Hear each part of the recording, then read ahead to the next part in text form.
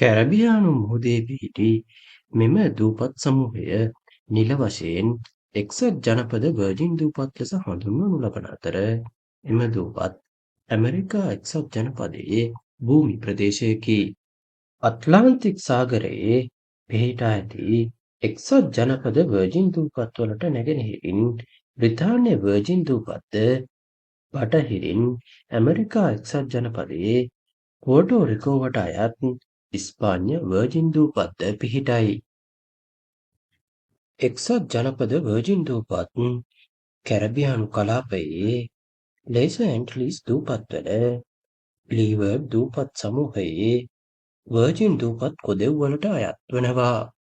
මෙම වර්ජින් දූපත් කොදෙව් පොදුවේ පුවර්ටෝ රිකෝ වර්ජින් දූපත් හෝ ඉස්පාඤ්ඤ වර්ජින් දූපත් ලෙස හඳුන්වන ඇමරිකා එක්සත් ජනපදයේ පුවර්ටෝ රිකෝ විසින් පරිපාලනය කරනු ලබන වියකේ සහ කුලෙග්‍රා දූපත්වලටත් බ්‍රිතාන්‍ය වර්ජින් දූපත්වලටත් එක්සත් ජනපද වර්ජින් දූපත්වලටත් ලෙස දේශපාලනිකව බෙදී පවතිනවා. ශාන්ත ක්‍රොයි, ශාන්ත ජෝන්, ශාන්ත තෝමස් යන ප්‍රධාන දූපත්වලින් සහ තවත් කුඩා දූපත් 50කින් පමණ එක්සත් ජනපද වර්ජින් දූපත් සමන්විත වනවා. එක්සත් ජනපද වර්ජින් දූපත්හි මුළු භූමි ප්‍රමාණය වර්ග කිලෝමීටර් 346කට ආසන්න වනවා. එක්සත් ජනපද වර්ජින් දූපත්වල මුළු භූමි ප්‍රමාණය දළ වශයෙන් වොෂින්ටන් නගරනුවර මෙන් දෙගුණයක් වේ. මෙම දූපත්වල නිවර්තන දේශගුණයක් පවතිනවා. මෙම දූපත් යටත් විජිතකරණයට පෙර අරවක්, සිබනි, කලිනගෝ ජනයා විසින් විවිධ කාලවලදී මෙම දූපත් ජනාවාස කර තිබෙනවා. යුරෝපීයයන් විසින් මෙම දූපත් පළමු වරට සොයාගනු ලැබුවේ කොළඹස්ගේ දෙවන මුහුදු චාරිකාවේදීය.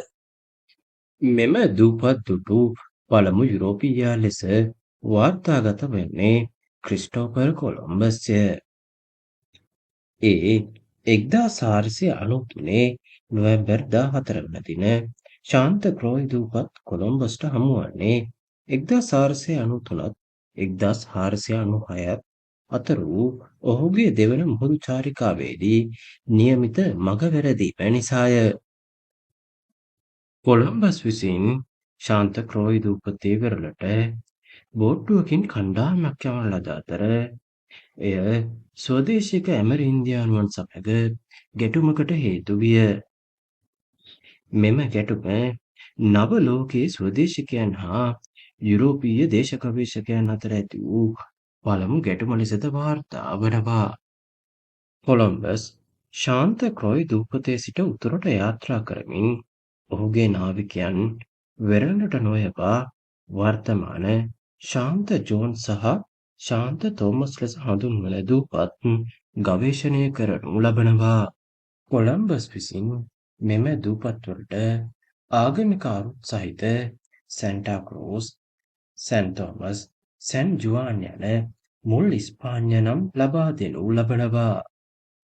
මෙම ප්‍රදේශයේ ඇති කුඩා දූපත් හා ගල්පර දුටු කොළඹස්ට ශාන්ත උරුසුවා සහ ඇගේ ප්‍රාණ පරිත්‍යාගික කන්‍යාවන් 11,000 සිහිපත් වී ඇති අතර ඔවුන්ට ගෞරව පිණිස මෙම දූපත් සමූහය ශාන්ත උරුසුලා සහ ඇගේ 11,000ක කන්‍යාවන් ලෙස ඉස්පාඤ්ඤ බසින් නම් කර තිබෙනවා.